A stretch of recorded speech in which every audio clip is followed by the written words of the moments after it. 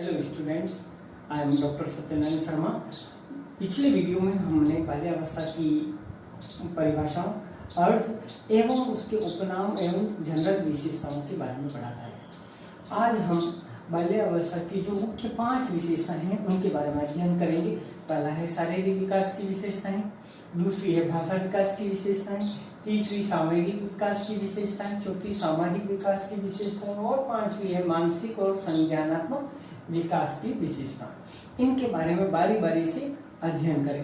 पहला बिंदु आता है शारीरिक विकास की विशेषताएं। बाल्यावस्था जो कि अपन जानते हैं कि 6 से 12 वर्ष की अवस्था है और इस अवस्था में शरीर का जो विकास होता है वह बहुत ही तीव्र गति से होता है और इसमें जब बच्चा जन्म लेता है तो 270 हड्डियां होती है, जो इस अवस्था में आते आते बढ़कर 350 हो जाती है। अब अपने दिमाग में एक प्रश्न चलता है कि 270 जो शेषवा अवस्था में हड्डियों की संख्या होती है, इस अवस्था में आते आते क्यों ज्यादा हो जाती है, क्यों हो जाती है? उसका मुख्य कारण यह है कि उस समय जब बच्चा जन्म लेता है तब उसके हड्डियों जुड़ी हुई होती है। क्या होती है?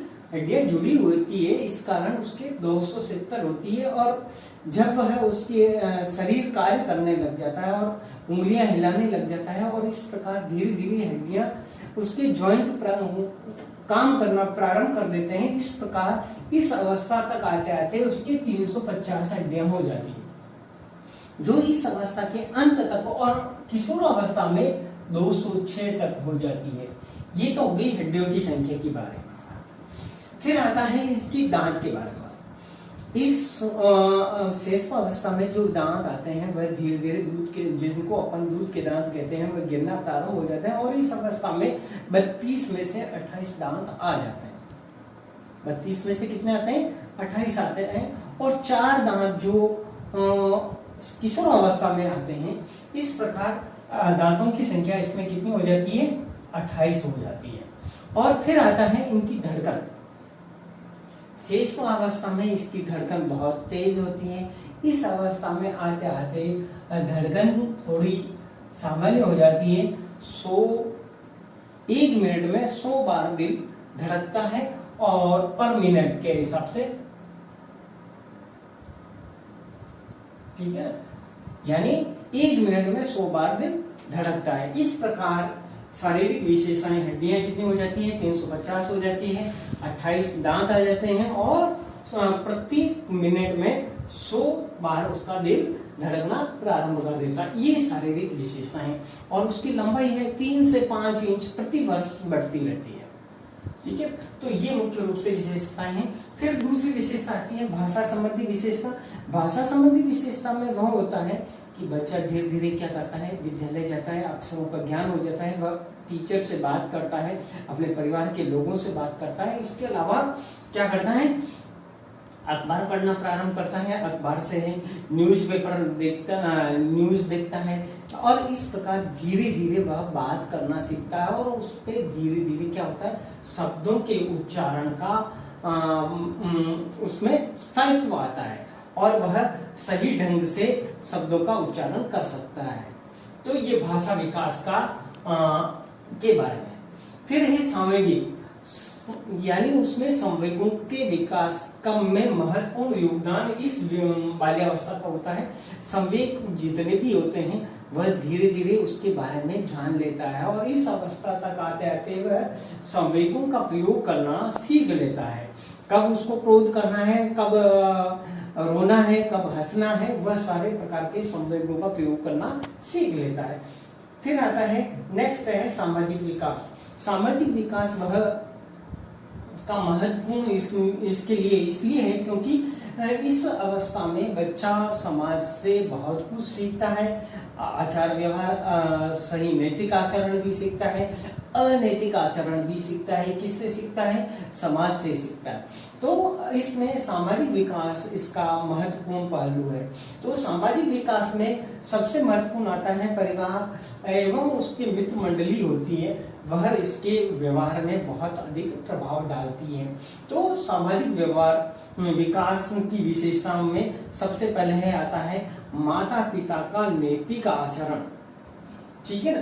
परिवार के लोगों का सही आचरण होगा तो बालक भी उसमें सही आचरण करेगा। फिर आता है मानसिक विकास और संज्ञानात्मक विकास। मानसिक विकास का मतलब ये है उसका मस्तिष्क पूर्ण रूप से विकसित हो जाता है, यानी अच्छा और बुरा जानने की क्षमता इस अवस्था तक उसके मानसिक विकास को प्रभावित करती है। क्या उसके लिए अच्छा है, क्या उसके लिए बुरा है, उसके परिवार के लिए क्या अच्छा है, या उनके मित्र के लिए क्या अच्छा है, ये सारी चीजें मानसिक विकास के अंतर्गत आएगी। फिर संज्ञानात्मक विकास। संज्ञानात्मक विकास का मतलब ये है कि उसको इस सारी चीजों का ज्ञान हो जाता है और वह रचनात्मक कार्य करना प्रारंभ कर देता है, यानी वह कहानियां सुनता है, ठीक है। कहानियों के साथ साथ में वह गाने गाता है, गाने गाने के साथ साथ में अपने मित्र मंडली को बनाकर एक लीडरशिप के गुण भी उसमें धीरे धीरे विकसित होते हैं और वह धीरे धीरे क्या करता है, अपनी मित्र मंडली के साथ में टोली बनाकर एक खेल प्रतियोगिता का भी आयोजन करता है और वह उसमें धीरे धीरे बढ़ चढ़कर भाग लेता है।